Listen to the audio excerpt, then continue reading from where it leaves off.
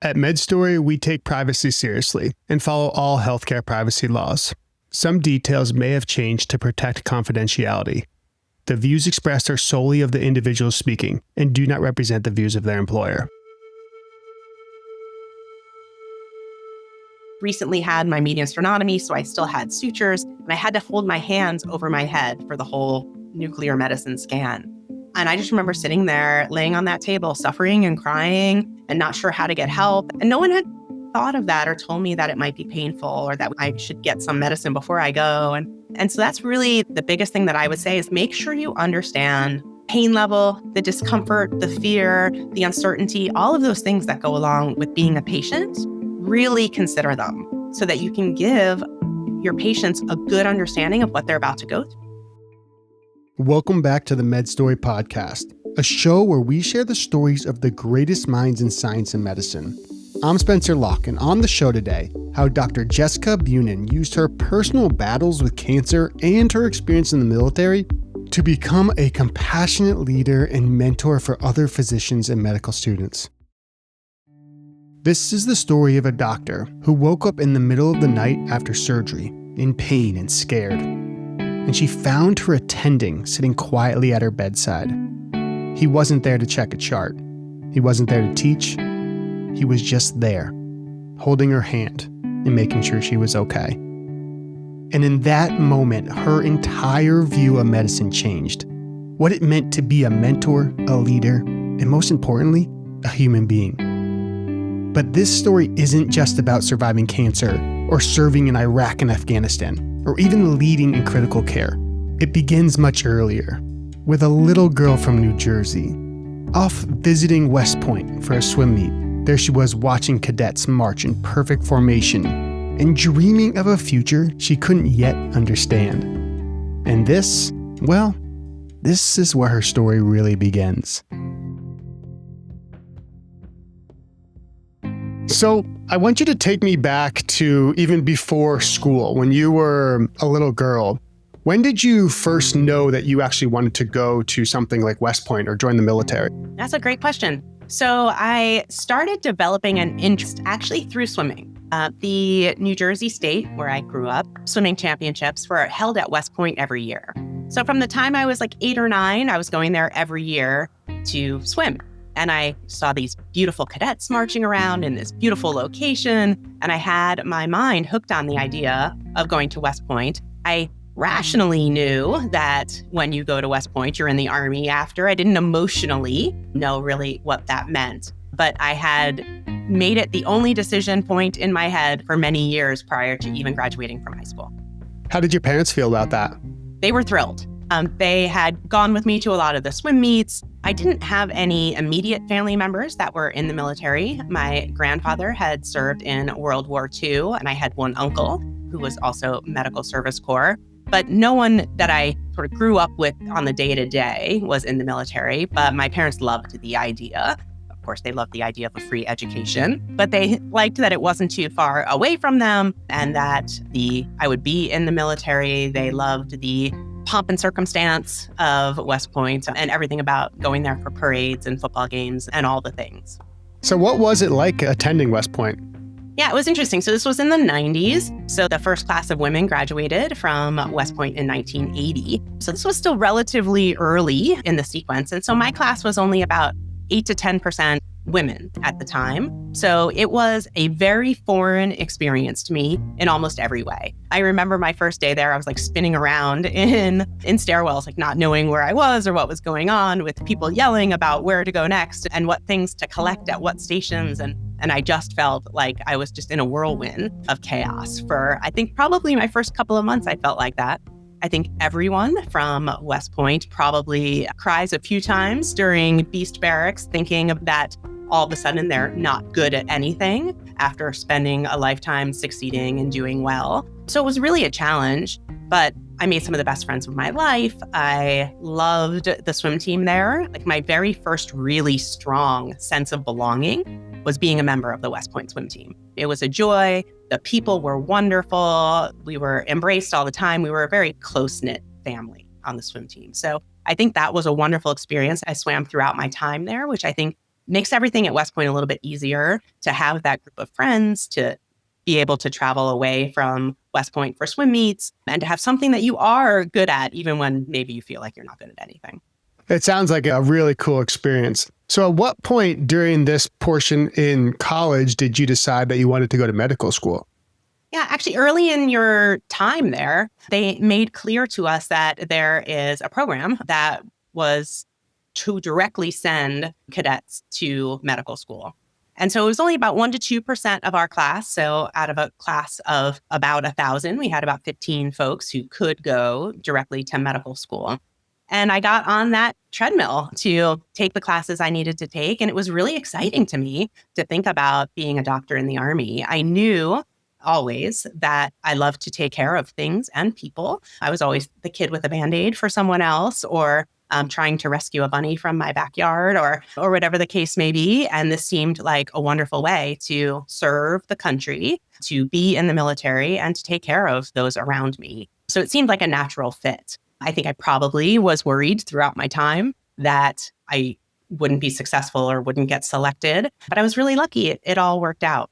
And so I did a program that's called the Health Professions Scholarship Program, whereby the Army pays for your medical education wherever you choose to go.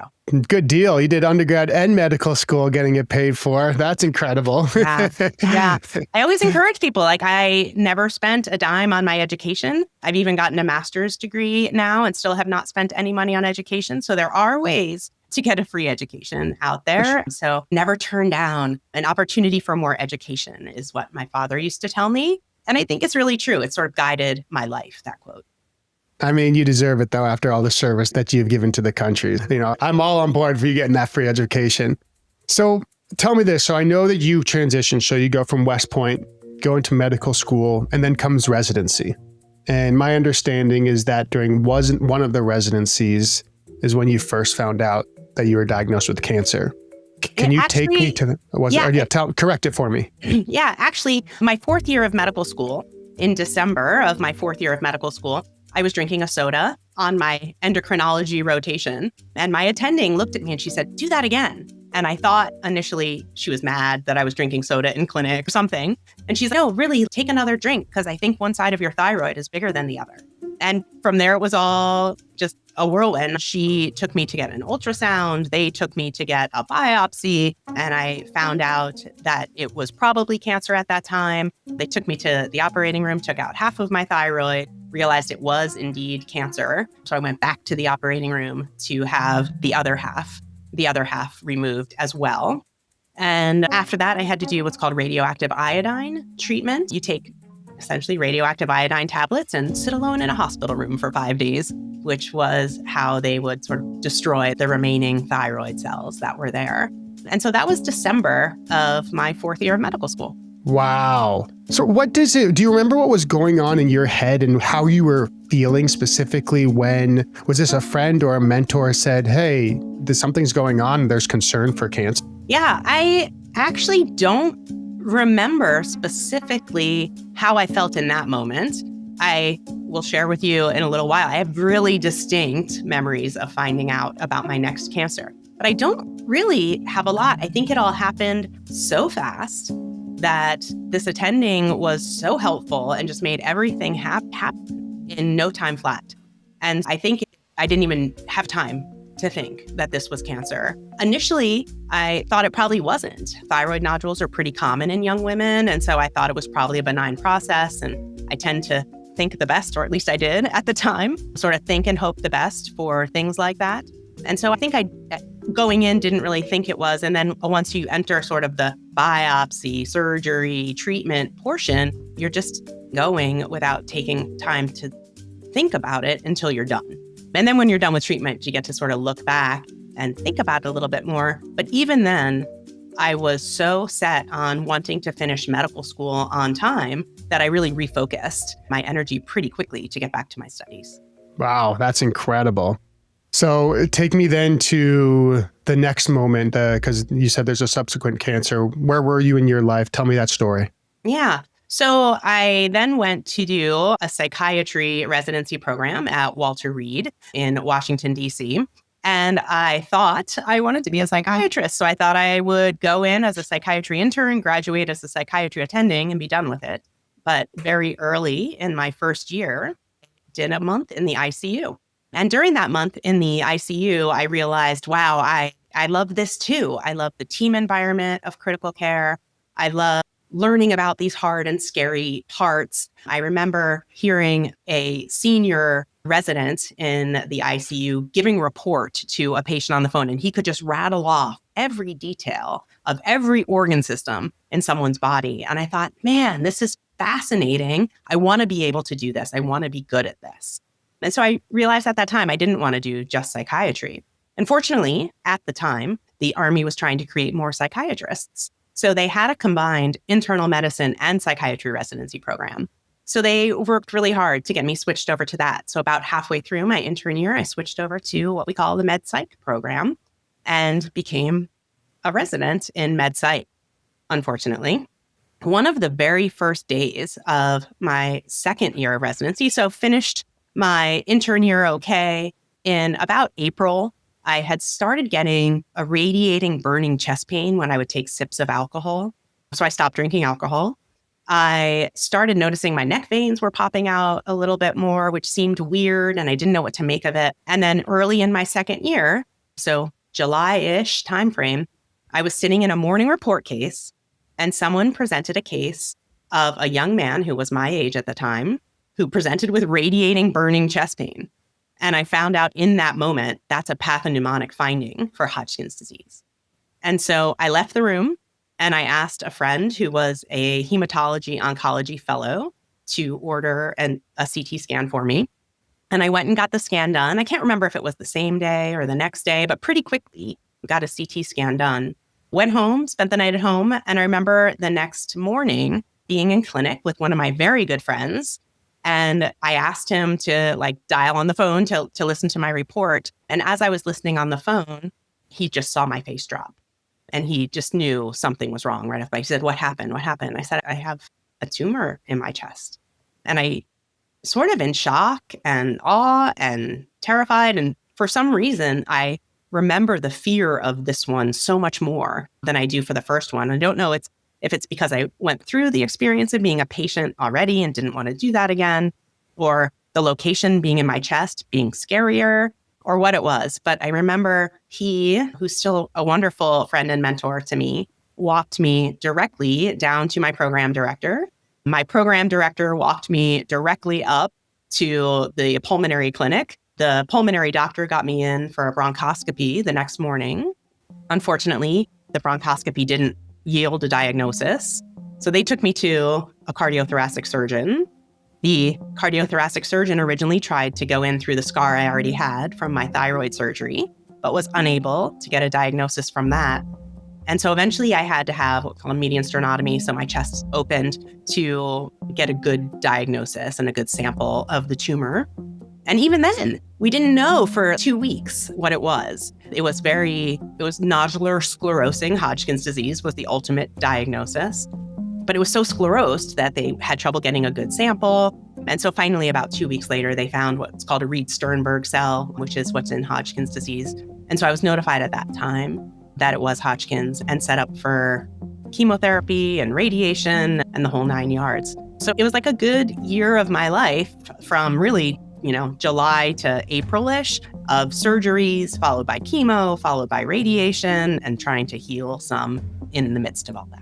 Do you remember the thoughts or the feelings that were going on inside you from the point where you were like, there's a tumor, while there was that waiting period to actually getting a diagnosis? Yeah, I do. So initially, one of the pulmonologists who I knew pretty well came to me and said, "We think it's something called fibrosing mediastinitis." And I didn't really know much about that at the time. And he said, there's nothing we can really do about it. It's the result of a fungal infection. It's just going to happen. And you're probably going to have to get stents over time. And we don't really know. We're not really sure. And so there was just so much questioning. And it was so hard to wait. I often tell patients, I think waiting for a diagnosis is often worse than getting and knowing the diagnosis. And that was how I felt. I was actually relieved to find out that it was Hodgkin's disease because I knew that was something that was treatable. I knew that we would know how to treat it and could possibly have a positive end game, as opposed to this other disease process that would just sort of keep progressing over time. So I was actually quite relieved to hear that it was cancer initially, until I really sat down and thought about what I was going to have to go through for the treatment. Wow. Okay. And, on our pre-call, we talked about a moment where you kind of woke up when you were having an open heart surgery and you saw someone by your side. Can you tell me about that moment? I can. I will never forget it. It was the middle of the night. I remember I couldn't get pain-free. I just kept waking up in pain, and they had given me, a PCA pump to give myself morphine, and I just kept pressing it. It hurt so much. And I remember sort of groggily opening my eyes, and one of my attendings was sitting by the bedside.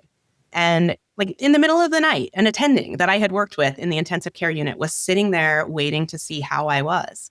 And as I woke up, he looked over and he grabbed my hand and just held my hand for a moment and just sat with me. And he just said, "I'm just here. I just wanted you to know I'm just here."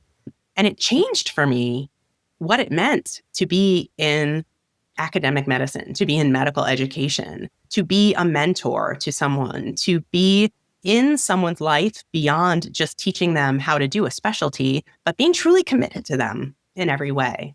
I still to this day, I can see him in my head, and I still know him, and we still interact pretty regularly and really care for each other deeply. And it's funny, he looks clearly, 25 years older now, but in my head, I still see him, how he looked when I woke up it was in the post-anesthesia care unit. It wasn't actually in the ICU. But I remember exactly what he looked like. I remember what it felt like to see someone there from my work environment who cared about me enough to be there to make sure I was going to be okay. Wow. And to clarify, this was during the diagnostic process, or was this during the treatment for this cancer? This was during for Hodgkin's disease, you don't actually do any surgical treatment. The treatment is entirely chemotherapy. So this was during the diagnostic process to figure out what this tumor in my chest was. Why do you think that moment really changed the way that you approached it? I don't know that it changed the way I approached my diagnosis or my treatment, but it changed the way I thought about academic medicine. It changed the way I thought about what I could be to people and how much of an influence I could have on people's lives and how I could be a truly caring leader that was there for people in any situation that they were going through, whether they were having a difficult pregnancy, whether they had cancer themselves, whether they had an academic setback. I could be that person that was going to be there and help them through those times. And so I think in that moment, I realized the power of mentorship. And I knew that I wanted to be a mentor in academic medicine. That's amazing. Wow. So you went through your treatment, got through it, and then what? So finished the residency. Internal medicine psychiatry residency is a 5-year program anyway. So throw in a year for surgeries and cancer treatment and made it 6 years of my life, which was a long time.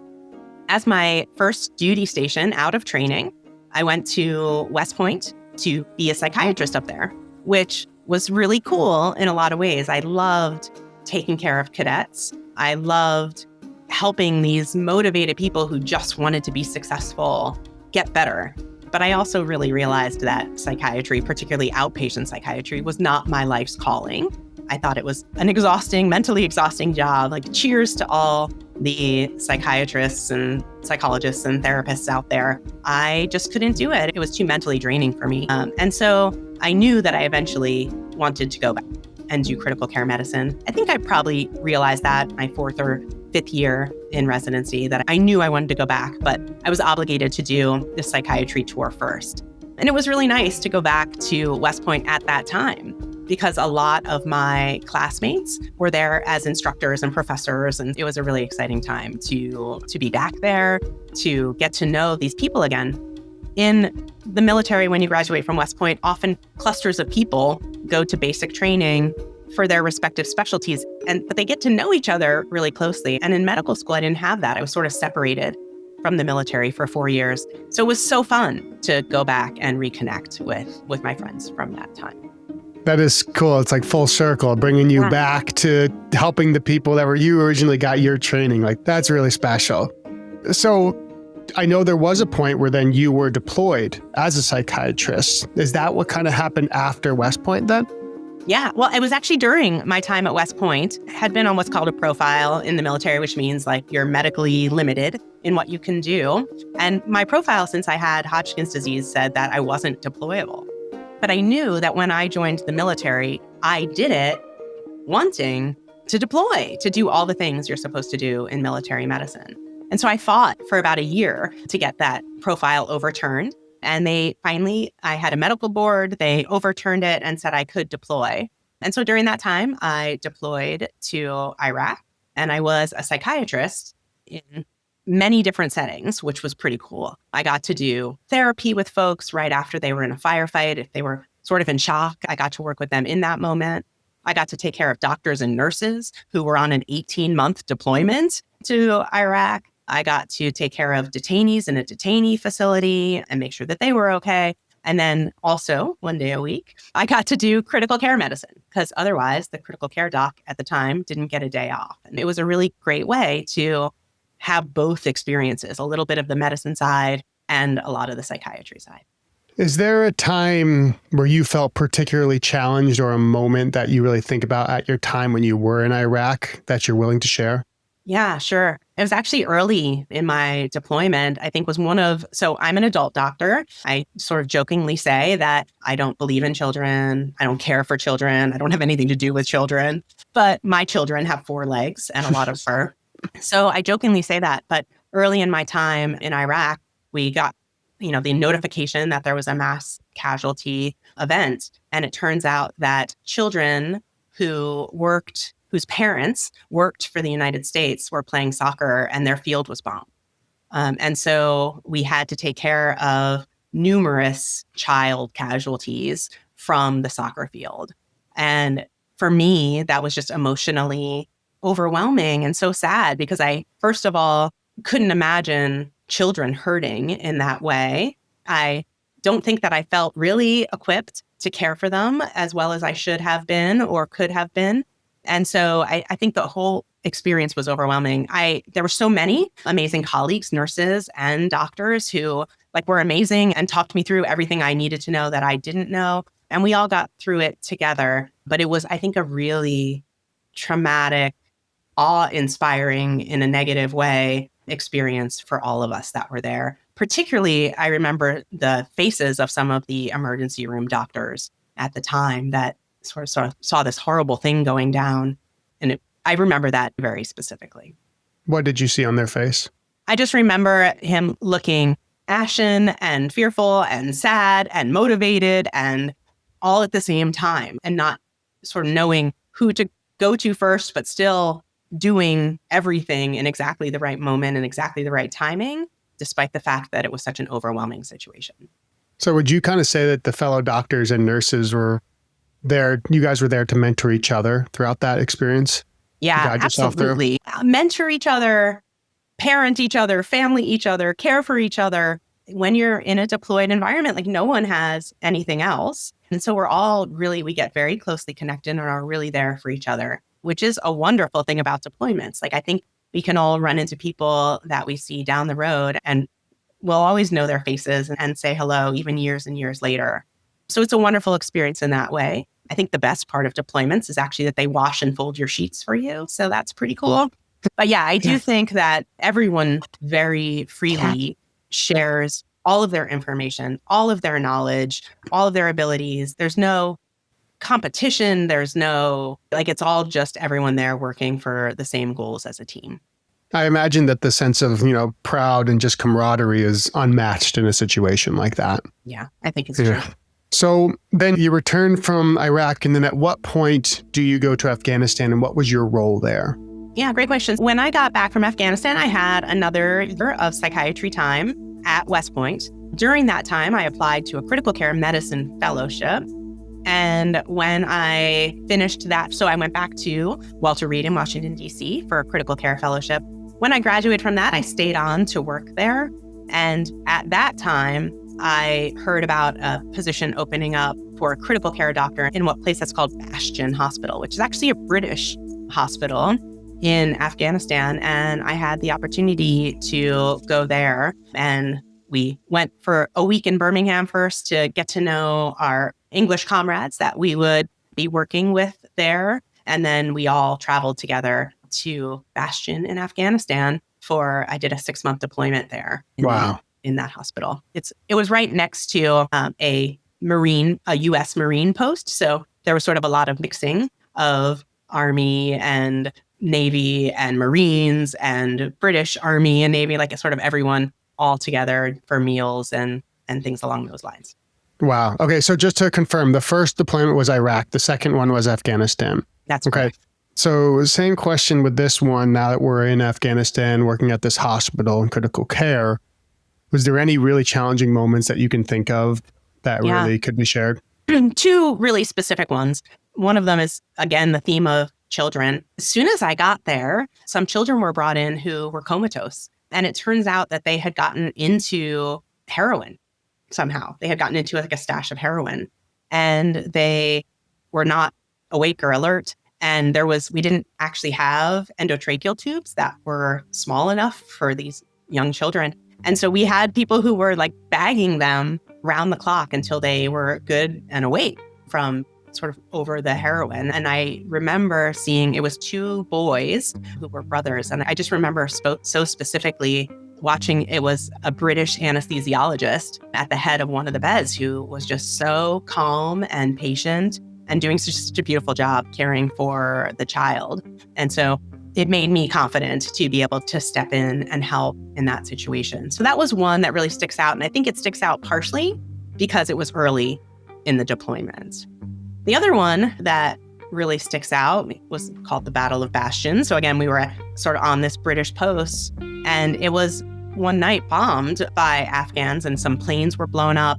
And so they had gotten the enemy had gotten U.S. uniforms and had stormed onto base. And so there were both Afghan soldiers as well as U.S. soldiers and British soldiers that were all hurt. And anyone that was critically wounded was brought to the ICU. And there's only one ICU. And so in the same unit, we had all of these patients. And I actually felt like emotionally and ethically, it wasn't really challenging for me to take care of people. Like it was really easy for me to decide who was most critically ill, how to treat them, how to do what I needed to do for them, how to take the best care possible of everyone, until the friends and mates of the soldiers started coming in and were so angry that we were doing that. And I felt like I disappointed them by taking care of everyone, but ethically, I knew it was absolutely the right thing to do. And I just remember how challenging that situation was from this, just so many emotions coming into it, like pride that you're saving lives, but fear that someone could wake up and hurt you, but also fear that you're going to disappoint your own country or the Brits or something along those lines. And it was sort of an overwhelming night to just try to take care of all of these folks. So fortunately, I had other ICU docs and nurses. The nurses, I can't ever say enough about ICU nurses. I think they're a phenomenal breed, if you will. But I just remember everyone working so hard to take care of everyone together. And so we all did have each other to lean on, to take little food breaks or bring food to each other while we were sort of working through this, what felt like at the time, just this endless shift of having to take care of all these folks. Wow. So do you remember where you were, could you hear any of the bombs or did you know that something was happening? Yeah, we heard it all going down. And then there was like I don't know what they call it, but I'm going to call it an air raid alarm, where we all just had to go, like several people were in the barracks. I think it was late in the evening, trying to remember specifically. But I remember us all sort of in a line, like marching into the hospital so that everyone could be safe together in the hospital. But no one really knew what was happening at the time. So we had heard explosions, we had heard gunfire, but we didn't know who was where or what. We heard helicopters coming in with wounded. We heard all of the things that you think about sort of in wartime going on in the background, like all of the noises you expect to hear in a situation like that. We heard. And I think we were scared and overwhelmed, but I think more so, we were sort of hyped up on adrenaline and ready to save lives and do what we had to do. I think it felt like the first big, really acutely traumatic event since we had been there. And so I think people were really sort of energized to do the right thing and to save people's lives. What are you saying to yourself in that moment, awaiting these people coming in? Yeah, it's interesting. I think you're just thinking about the steps of what to do. You have no idea what's coming your way. So at the time, all of the wounded would come through the emergency room. They would then go either straight to the operating room or straight to the CT scanner. And then if they made it out of CT scanner or the operating room, they would come directly to the ICU, and it was like all connected. And so I just remember folks going back and forth from watching someone do an ultrasound in the ER to figure out what was wrong with someone, to them either going directly to the OR. I specifically remember seeing just like bags of blood products on the floor. I remember watching the operating room doctors sort of like working at frantic paces. I remember a lot of the specifics of what that's like. I don't remember the thought, just wanting to do the right thing, like wanting to do the best medical care you could do in that moment, and just racing back and forth to see who was the next person that was going to come to me. How could I get ahead of it? How could we all make sure that there were enough order sets ready to go so that the nurses were ready when those patients rolled in? It was a huge just team environment of everyone supporting everyone and working together. So how do you decide? Because my understanding is then you came in, you had people that were American, that were British, but then were also Afghani, correct? Correct. And all of them were injured. And at what point do you decide, am I going by acuity or am I going by nationality? Yeah, I never had to make that decision, honestly. For me, like people were rolling in, and as they rolled into the ICU, I took care of them. And I didn't even really think about who was from where until after the fact. I was just taking care of the patient in front of me.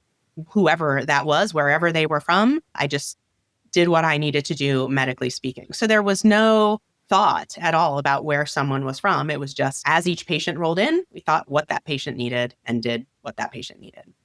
Wow. See, like I can imagine as an outsider, they're like, what the heck? Why would you treat quote unquote the enemy? Right. But were you not trained in something like this? Did they not tell you how to handle something like that? Or is it always just human first? Yeah, I'm thinking now because when I teach some ethics things, I talk about that situation and those kinds of what could be ethical conflicts for people. I don't remember ever learning about that specifically, but I think we are always taught, like, just save lives. Like your job is to save lives. Like you save lives, particularly in critical care. You take care of the problem in front of you, and you don't think about a lot of those things, which is why it was sort of shocking after the fact when people started coming in to visit. I think that's the first time we sort of sat back to realize like what had just happened. Other than that, we were just treating people. And do you remember how you responded when they came at you with kind of that anger? Yeah, I remember it was really scary. Like I relied a lot on, I had one Welsh nurse who was there who was a really big guy. And I remember he would do a very good job of sort of calming people and talking people down and making sure things were under control and just separating as much as possible and keeping drapes around patients so that they couldn't sort of see across. But I remember feeling like it was scary. It was scary to know that all of those people were in an ICU, even though they were just there to see their friends and mates. But I remember just wondering how I would feel if I had just come from that firefight or that explosion and seen my friend hurt. Like, how would I react in that moment? So I remember feeling frightened about it. I never felt like I was in danger, but it was a feeling in the back of my mind. Wow. Well, I really appreciate you sharing that. It's a super powerful story. So you then went and then you returned home from Afghanistan. And at this point, once you returned home, how many years of service in were you? I was 12 years of service in. So about halfway through your military career. What did the second half look like? Yeah, so I spent a couple more years at Walter Reed as the chief of critical care there. I then went out to Tripler Army Medical Center in Honolulu, Hawaii. If you've never lived in Hawaii, everyone should live in Hawaii at some point in their lives. People are magnificent. The views are magnificent. The waterfalls are magnificent. It was a really wonderful experience. So then I had the opportunity to spend 5 years there as an associate program director in internal medicine and as the chief of critical care out there. Amazing. Wow. I have lived in Hawaii. I lived in Maui for a couple of years, and it's an amazing place. Yeah. So I agree with what you're saying there. And then, so you did mention that there was 3 instances where you've been diagnosed and treated for cancer. Where in this timeline does that 3rd instance come in? Yeah. So actually pretty recently, it feels really, maybe it feels more recent than it actually is.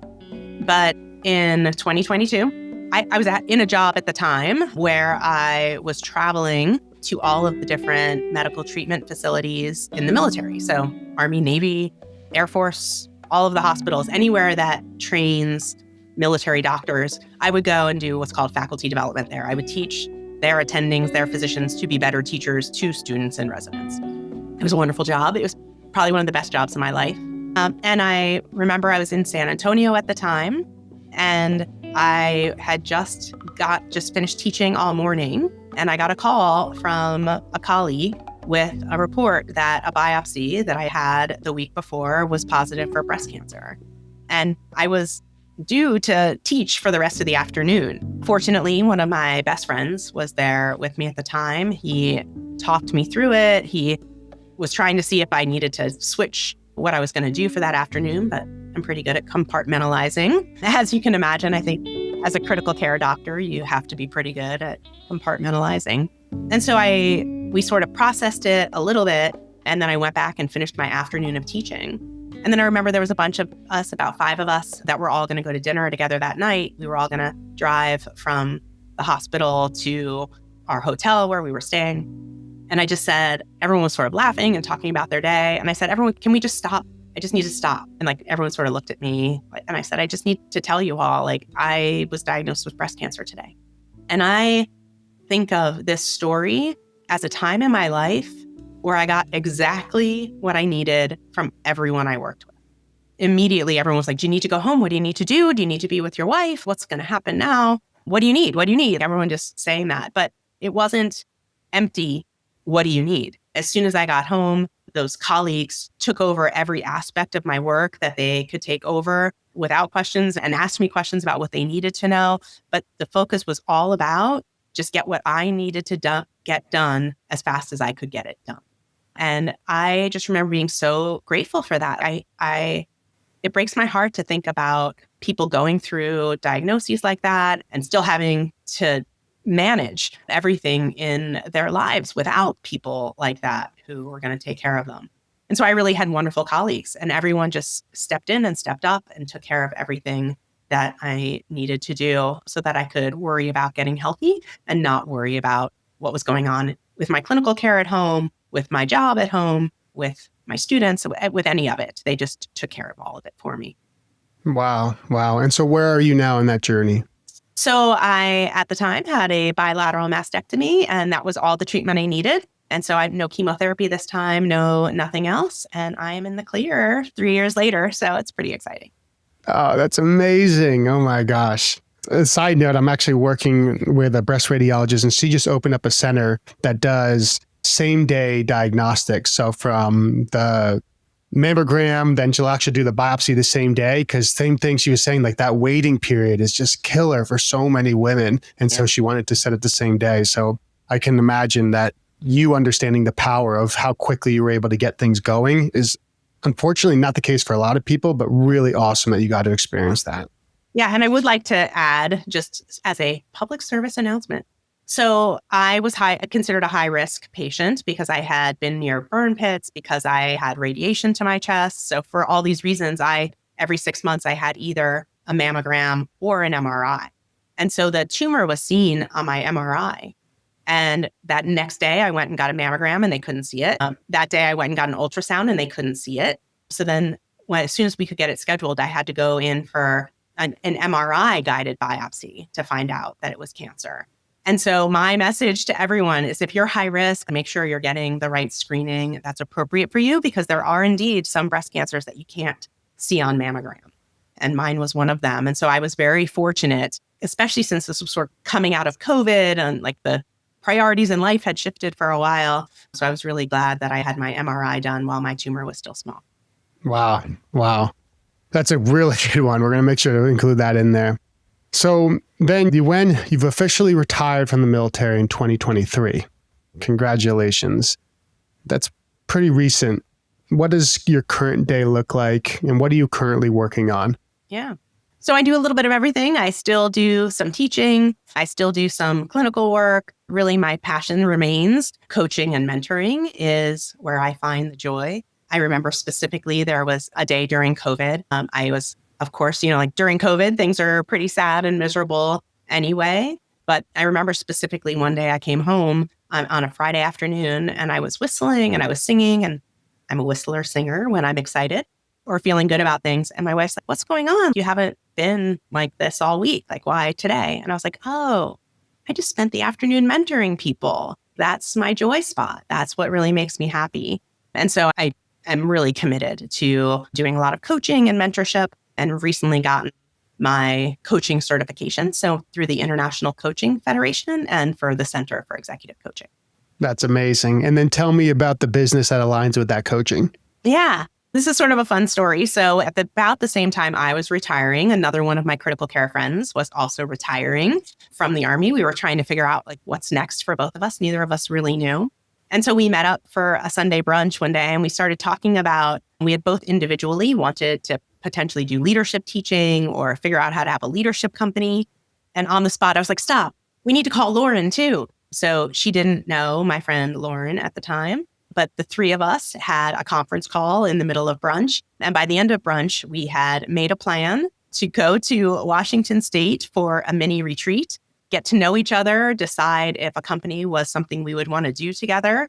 And we had just an amazing weekend in Leavenworth, Washington, eating wonderful food, sitting in the sun, and creating our mission, vision, core values. We created a whole chart of what every level of person would need to become a great leader. We talked about what the holes are now and how we could fill them. And then we spent an evening at a bar trying to work with ChatGPT to find the right title. Then we fell on all levels leadership. That's amazing. That's really cool. I think it's so exciting because you just launched it in 2024. Correct. Yeah. Wow. Amazing. And so let's finish it off with this. There's going to be people, whether they're in healthcare or not, that are going to be going through some adversity in their life, but someday want to get to a place where they can become a leader. What do you want to say to those people? Yeah, well, I would say, first of all, if you're in healthcare, you're already a leader. I think that's the key, most important part. You're leading your patients. You're trying to understand how to help them through hard times. You're trying to help them through change management. You are leading the people below you in the healthcare field, or I should say younger than you, not below you, or not even necessarily younger, but less experienced. You're teaching constantly, but you're leading through all of that. And people are watching. So one of the funny stories that I had, one of my patients when I was a psychiatrist came into my office and he goes, "Arr." And I was like, "What are you doing?" And he's, "I saw you present a case in the ICU years ago about scurvy. And you taught your whole team that scurvy was a vitamin C deficiency." And he remembered me. He was a nurse in the ICU at the time. He remembered me years later because he was watching me give that lecture about vitamin deficiencies in an intensive care unit. And so you just never know who's listening, who's learning, who you're leading, who you're being a role model for. Just that doctor sitting next to me in the middle of the night didn't think that he was necessarily being a role model for anyone. He just was doing what he needed to do. And he changed the course of my life and what I love to do and where my passion is. I think that everyone in healthcare is already leading. I think also, though, understanding leadership theory, taking time to reflect on your experiences and grow from them, taking time to learn to be a good communicator, taking time to figure out where your own strengths and weaknesses are and how to optimize those strengths and how to build through those weaknesses. I think those are things that are essential if you're going to really reach your leadership potential.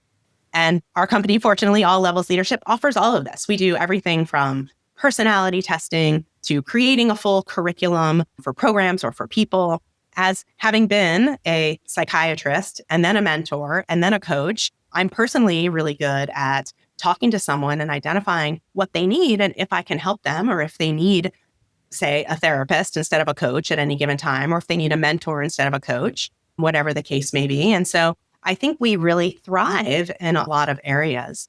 And there's no doubt in my mind that I'm in it with the right people and the smartest people. Like, I'm in awe of my teammates regularly. They're really just phenomenal, smart, hardworking, responsible, accountable people. And I love them. I love learning from them. It's wonderful. Well said. I can tell that you've put a lot of work into the way that you communicate your message and your ideas.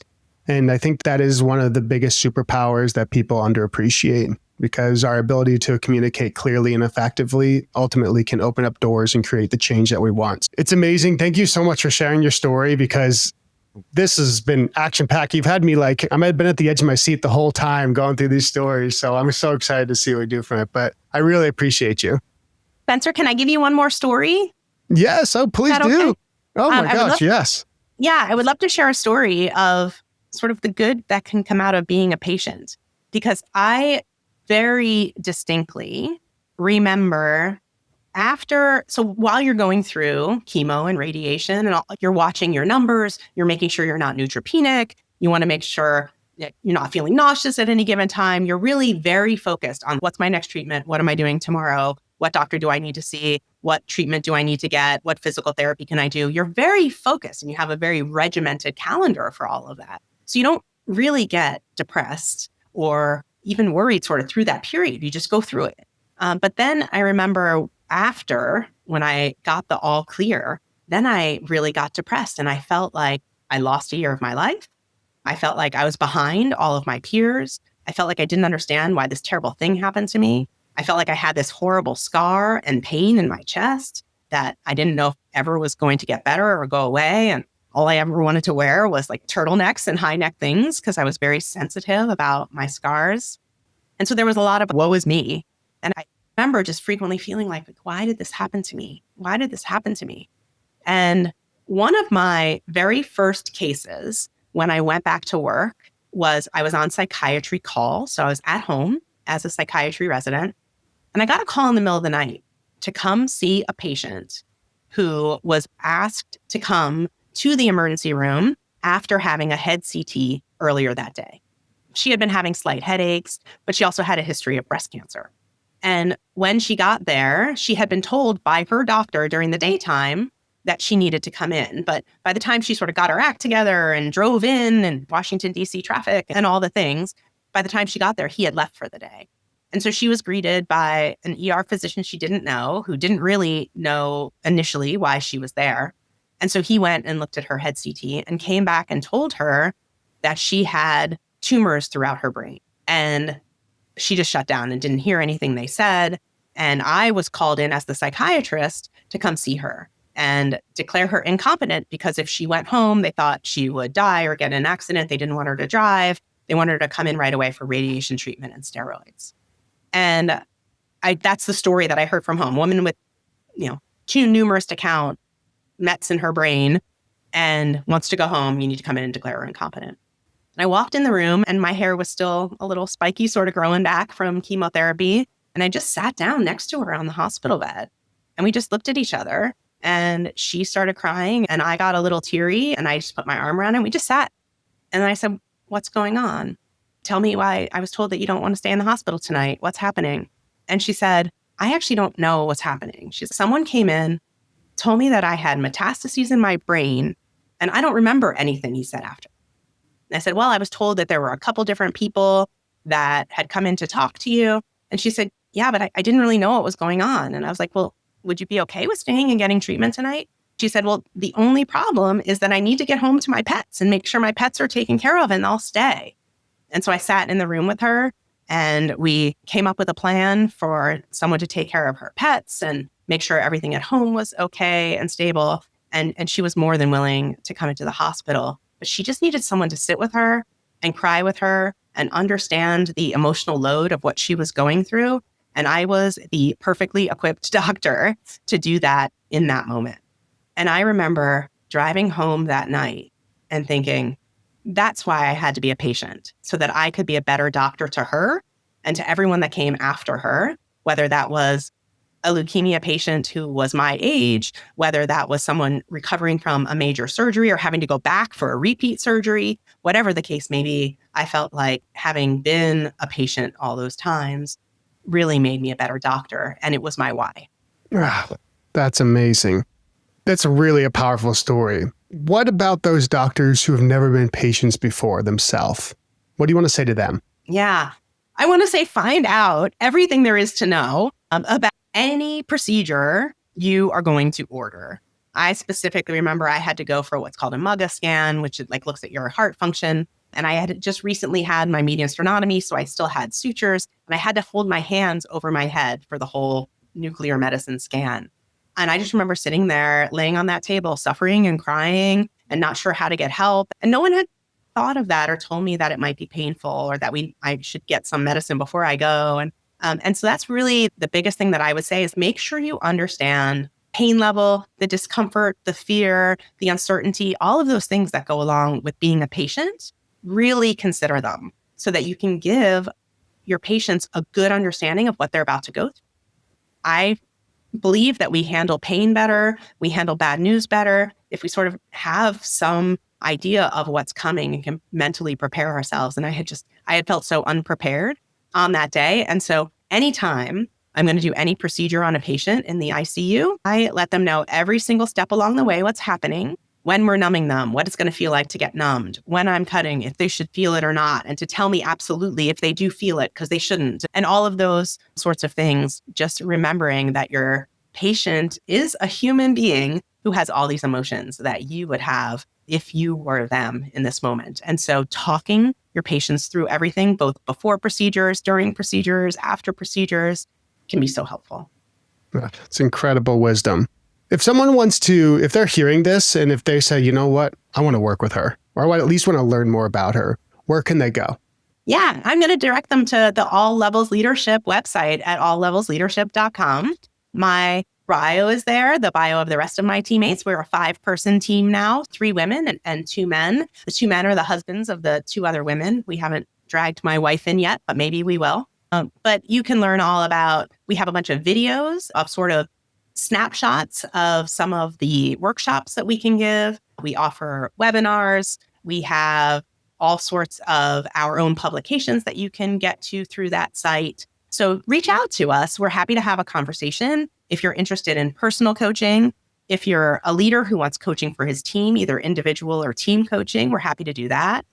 You work at an institution and you'd like a leadership assessment and hear what we would offer and what we think might be helpful, we're happy to do that. So we offer all sorts of services that can start people young. Like our team firmly believes that when people are about to become executives or when they're going into a C-suite, they get all the coaching and leadership training they need. But really, it's those junior physicians who miss out on a lot. And so we're happy to give that coaching, that mentorship, that leadership education to all levels. Anyone who wants to be a leader, everyone who already is a leader, we would love to work with you.